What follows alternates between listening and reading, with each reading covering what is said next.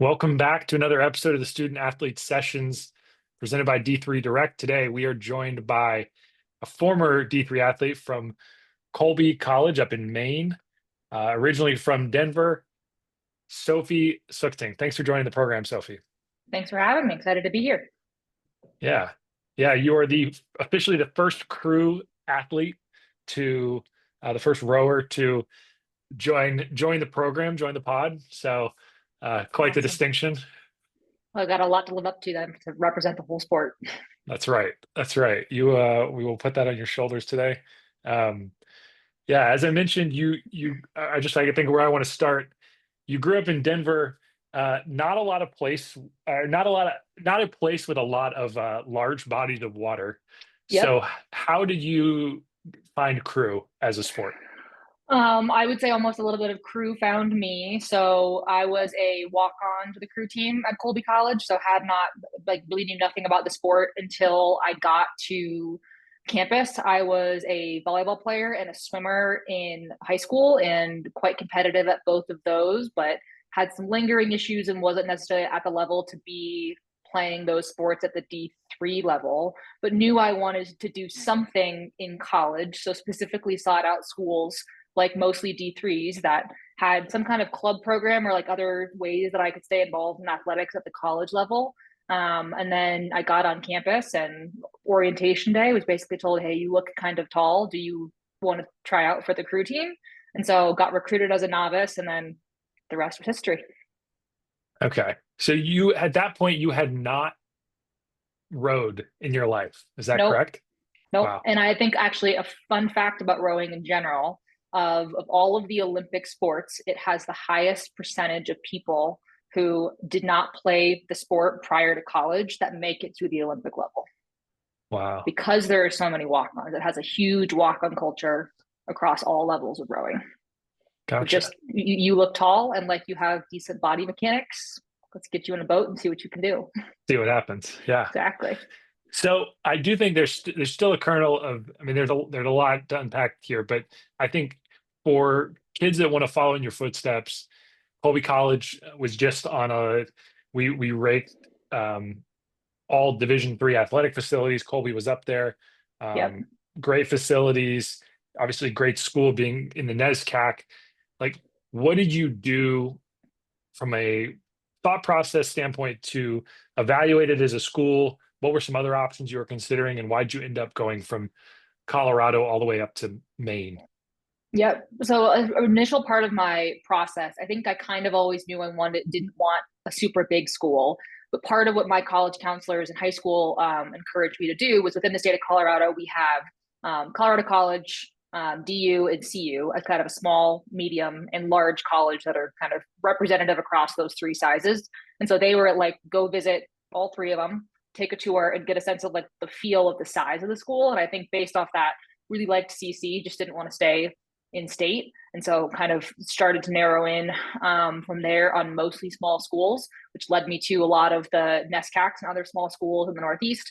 But then I also looked at a bunch of schools in California as well. And my choices ended up coming down to actually Occidental College in LA and Colby when I was deciding. And I think Colby felt like it had more athletic opportunities and just general like outdoorsy opportunities being where it is. And so that's how I eventually um, ended up there. Hmm.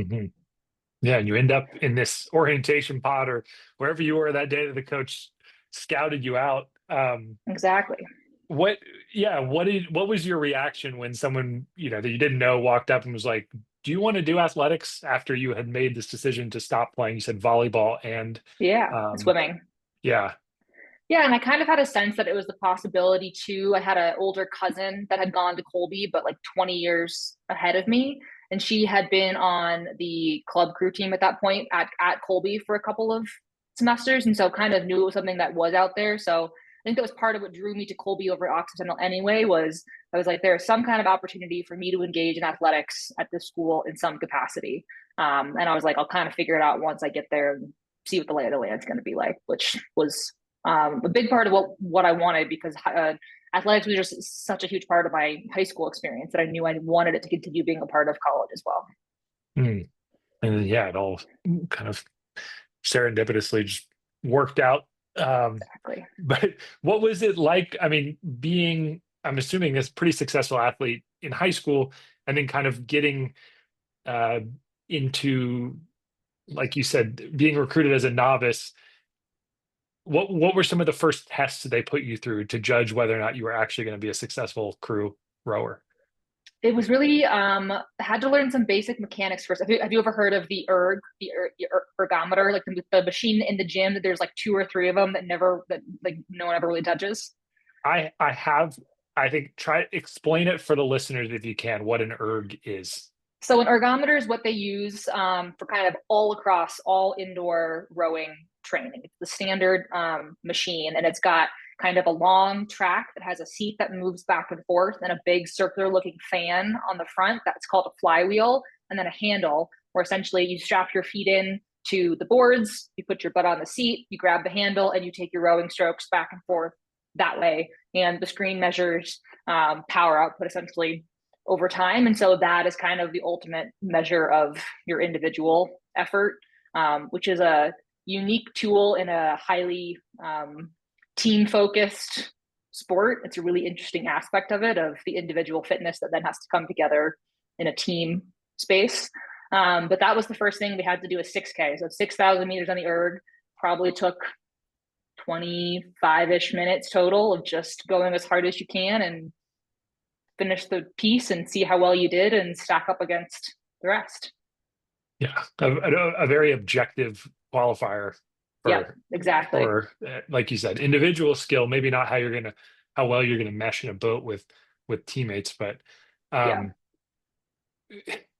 for those who are unaware, and I mean this I think includes me, through as a sport. So I know there are some smaller sports like skiing is one where Yep.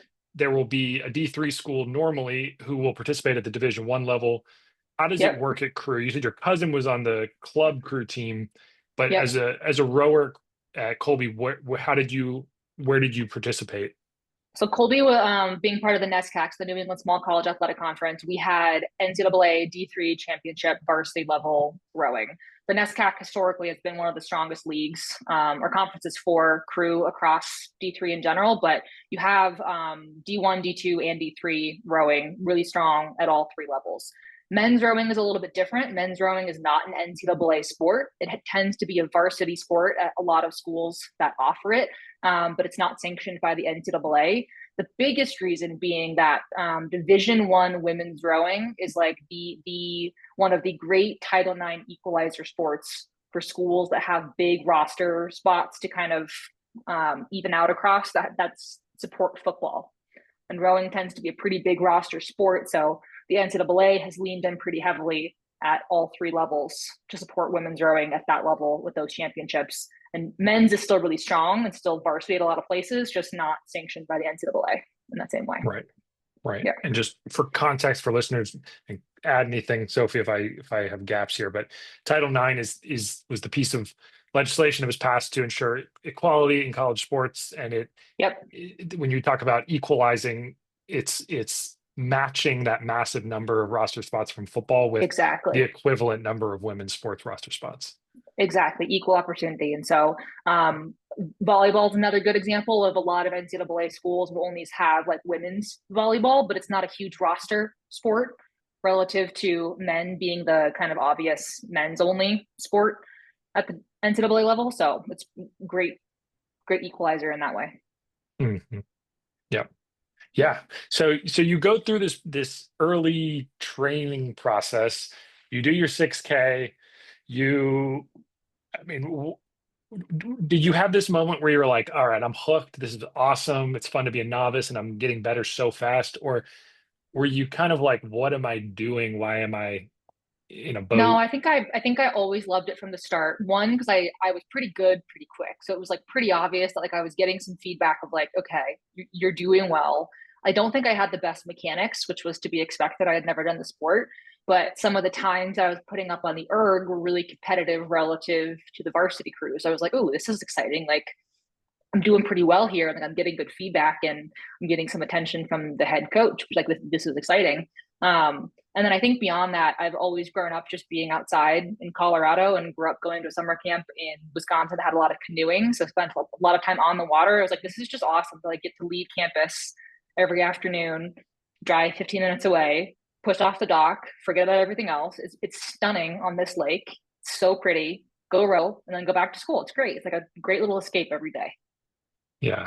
Yeah. And what a tight-knit group I'm sure you have to be. I read a book called A Most Beautiful Thing by Arshay Cooper, which is Mm-hmm. um, about a rowing team that started at a high school in Chicago.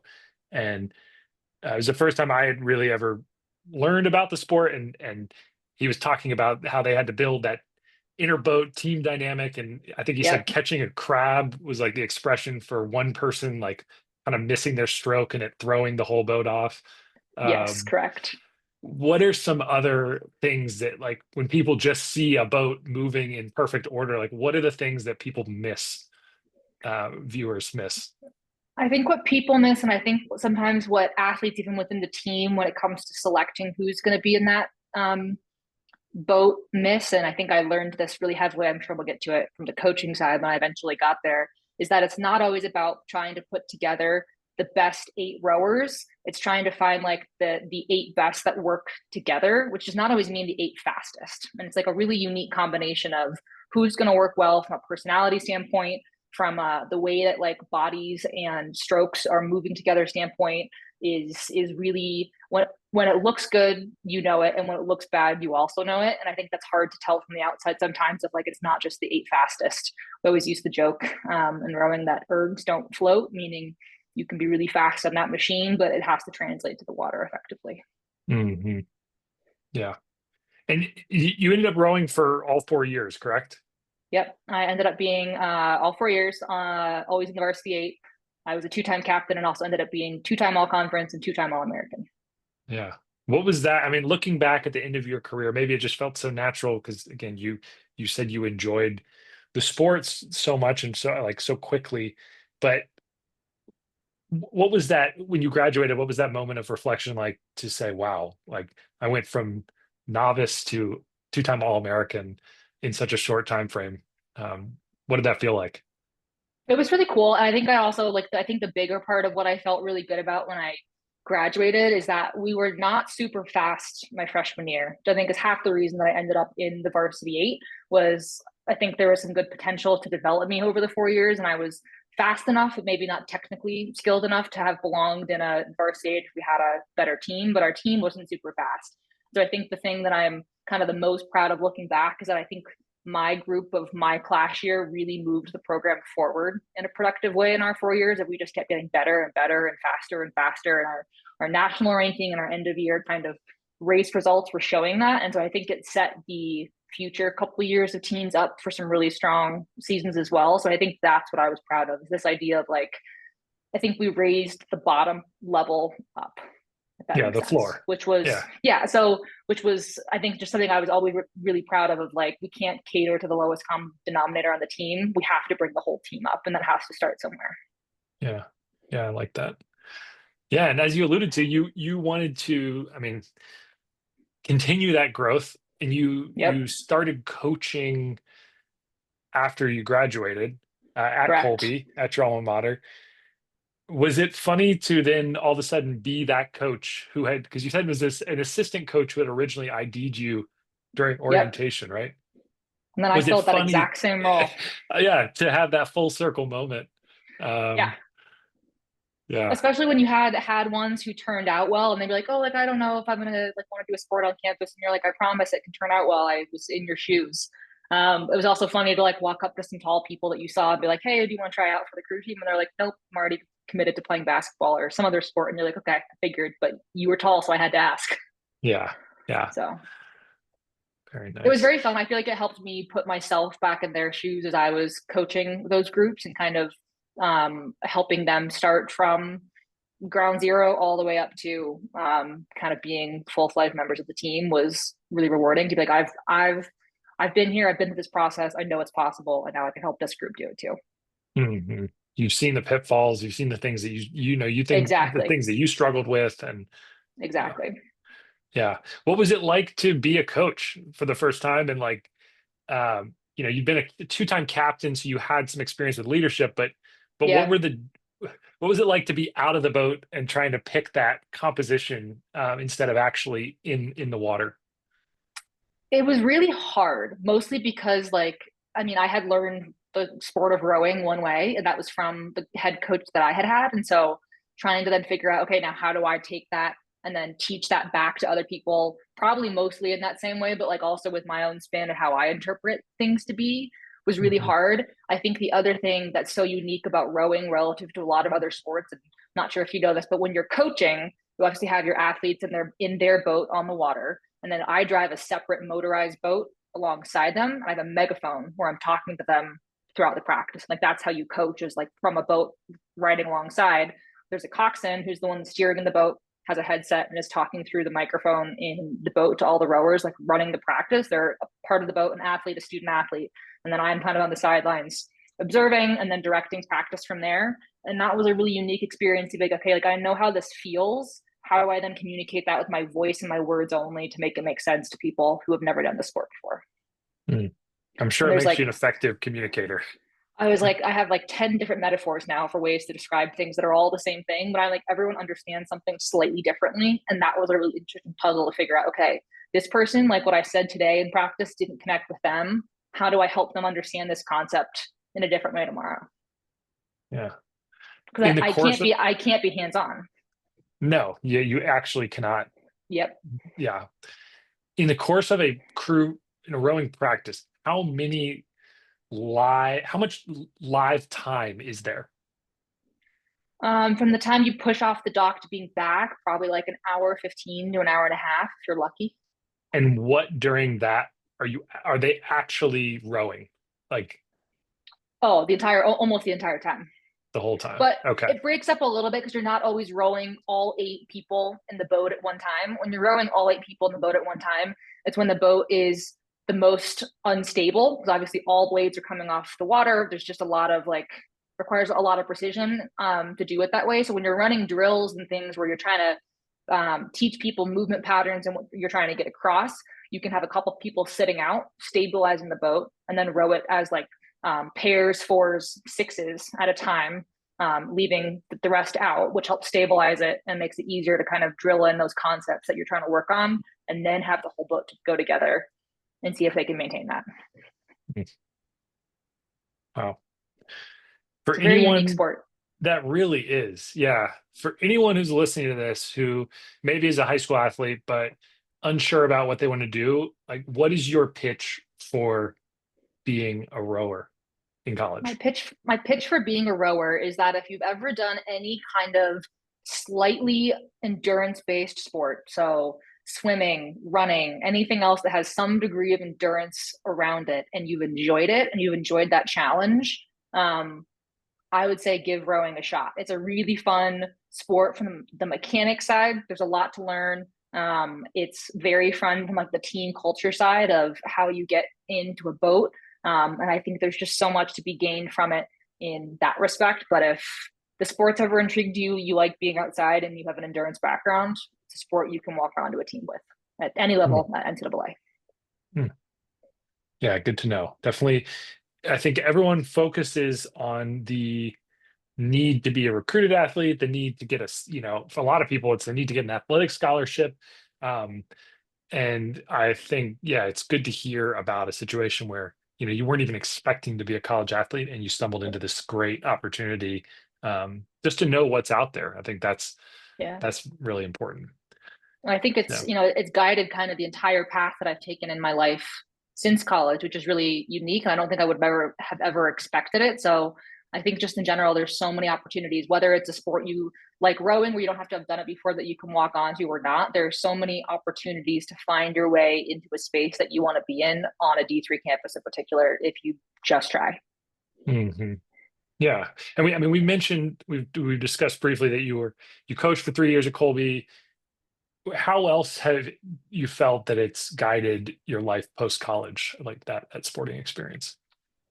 Um, I just think it's like always kind of directed the type of interactions that I like to have of like obviously getting to work with people and help them get from point A to point B and achieve something and, learn something about themselves, become a better version of themselves in the process was part of what I always loved about coaching in particular was like, yes, I want to coach people to be fast in both, but I also really enjoyed the like leadership development side of it of helping people um, run that process. And then, I mean, in my kind of current day-to-day job, I work for a sports tech startup that does college athletic software. So it's very much directly tied into what I'm currently doing, working with a lot of schools, D3s as well, to support kind of the operational standpoint of their staff in their athletic departments.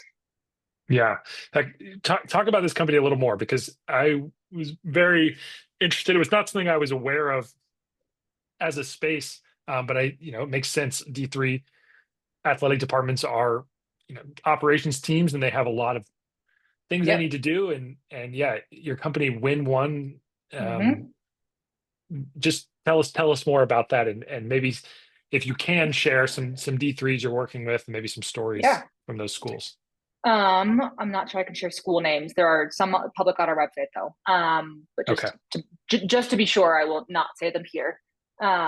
So yeah, work with a lot of different schools, all different levels, not just D3, but have a good number in the D3 space. But essentially, every college athletics department has some degree of operational challenges that they face, from running eligibility to scheduling across however many varsity sports you have. It's oftentimes 20 plus teams at any given school.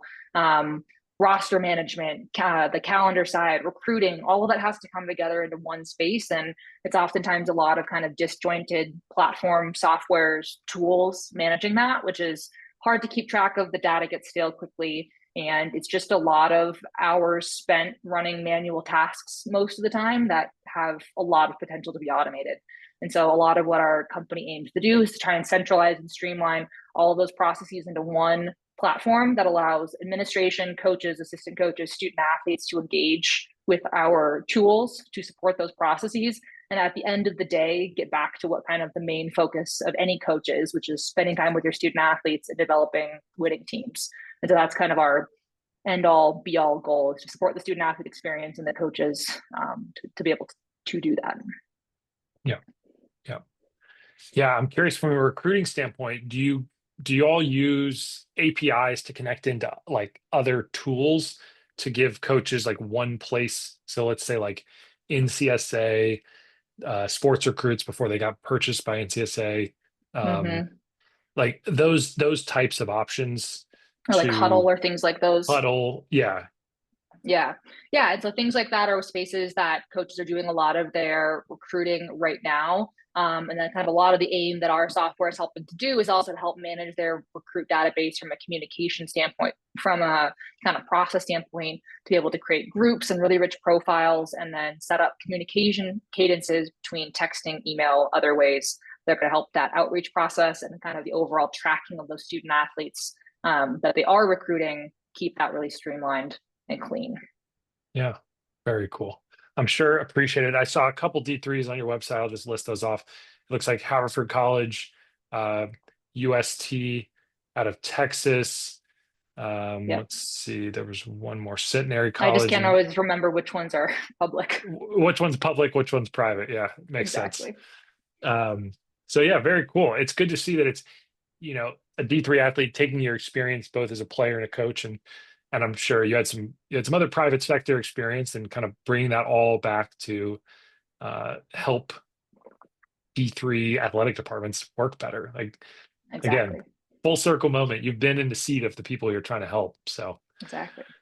Which is yeah, obviously one of my favorite things that I get to say when I get to go into an onboarding to onboard the staff of these schools, is to be able to say, like, I've quite literally sat in your shoes. I understand. I always say, I understand the joys and challenges that come with a small college athletics department, yeah, because yes, you there have. are joys and there are challenges. Yeah, for sure. People don't understand, I think, the realities of a D3 assistant coaching job. D3 coaching in general, but D3 assistant coach is a unique Yep. challenge at times. So You wear a lot of hats. yeah, for sure. Well, yeah, I want to, give you the floor. We always try to ask if there was, some advice you could give to your 18-year-old self. What would you say to 18-year-old Sophie? From like a recruiting standpoint? Could be anything. Could be college related or not. I think from that standpoint, knowing what I know about rowing now, I wish I had done a little bit more legwork to understand what kinds of opportunities were available out there for me beyond what I thought I couldn't do, meaning like playing volleyball or swimming at that level because I had some shoulder injuries. And so I wish I had done more research to figure out, okay, you can't do that. Like, what can you do? Like, how do you continue to maintain this area of your life that you're passionate about? And I think I like probably still would have ended up in the Colby direction as it was anyway, because it was always going to be a great fit for me. But I just think there's so much out there that you can take advantage of that I wish I'd done some more research on.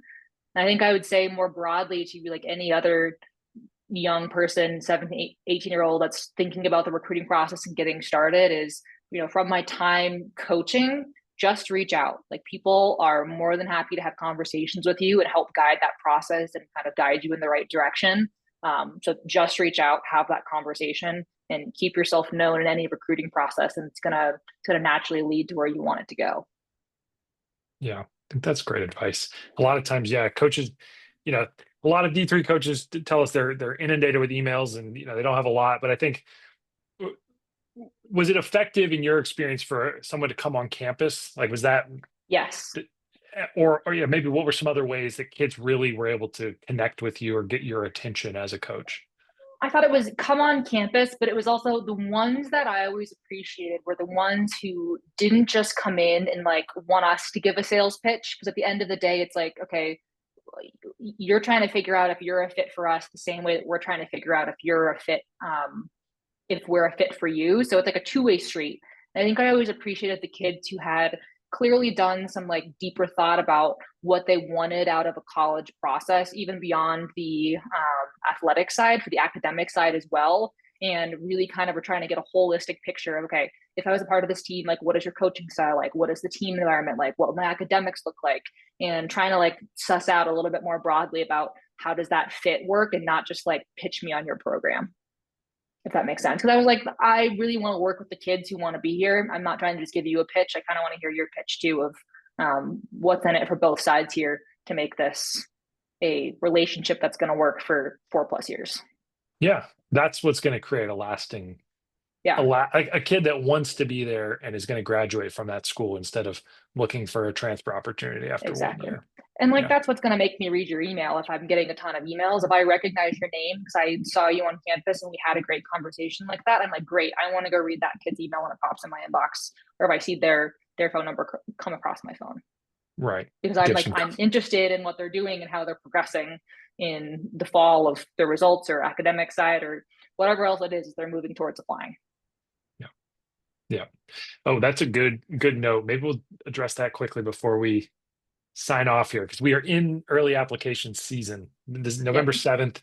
7th. Most D3s are somewhere between November 1st and 15th. Yep. As a coach, how did you guys look at that time period? And what would you tell recruits who did not submit an ED, an early decision application? What would you say to them? If they didn't submit one, that's a good question. I just like always like as a coach, if you're interested in our program, wanted to just be in the loop. Like if whether we were going to be your ED1, ED2 institution or not, just keeping us in the loop about kind of where you were going. Because I mean, I want to put effort in as a coach to where I think there's a chance that we can get you on our campus as a student athlete. And if that's something that you applied elsewhere, totally fine. Respect that decision for you as a student athlete and want students to be happy where they end up. But if not, just keep us in the loop, keep asking us questions, reach out about a pre-read potentially, just to see kind of where you might fit in from an academic eligibility standpoint at the institution. And if you're kind of aligning on that front, but just staying in communication. Yeah, yeah, I think that's great. I think, yeah, just trying to understand again, as you talked about with sports, like understand the options that are available to you. I think terms like pre-read are things that the average family is not aware of coming into the Yep. process. And so hearing that from your perspective and just like how that can be impactful, and also signal to a coach that you are really serious about going to their school is Yeah. something to know. You want to make sure you're fit. That's right. All right, we'll wrap up there. Sophie, thanks for joining. This has been another episode of Student Athlete Sessions.